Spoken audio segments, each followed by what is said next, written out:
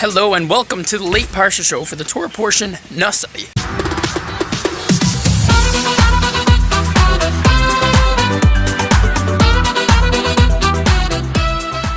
This week's Torah portion is packed with incredible stuff. Yeah, man, that's like every Parsha, bro. Yeah, except this week I see it more than I usually do. Among the subjects in this week's Torah portion, the Torah tells us about the laws of the wife, whose frivolous behavior causes her husband to suspect that she isn't really being faithful to the marriage. Of course, he's not sure whether or not she actually committed adultery, so this woman is only a suspect who the Torah calls a saita. Oh man, I didn't know that there's Torah laws about soda. Saita, not soda, saita. Oh, soy sauce. Saita, I said. Saita. Milk lunch?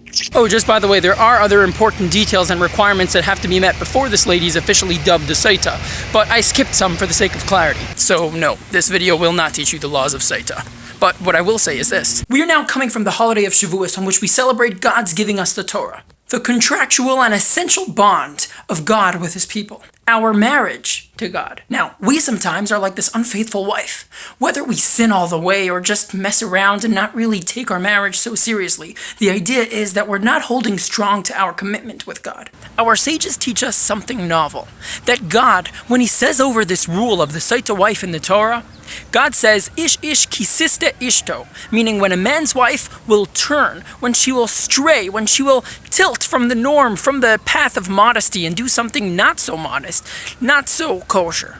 Now this Hebrew word siste, which means turn, tilt, stray, whichever translation you like better, shares the same root as the Hebrew word for foolishness. Why? Because God wants to inform us that that is really all sin is. Foolishness and nonsense. Ever since we received the Torah and married God, every single Jew innately wants to be faithful to the marriage and wants to keep the Torah. And the only way that sometimes we don't is because a spirit of folly, foolishness, and stupidity enters into our consciousness. But it's not really what we want or who we are. Sometimes we're just not fully there, so we do something of nonsense. I'm totally not fully there right now. I would say you're helping me bring out the point, but I think you're just distracting from it, so let's continue. Yeah. This lesson, like all things in Torah, isn't something that will just make you feel good and fluffy. I mean, it's okay if it does that, but that's not only it. It's fact.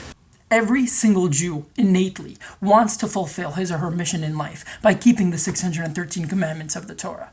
Sometimes we're not fully there and we need some pressure, but ultimately, we do what we really, really want. May God immediately wipe evil and its foolishness off the face of the earth, and let's make that happen sooner than we think by keeping smiles on our faces and joy and love in our hearts. I don't even know exactly how it goes.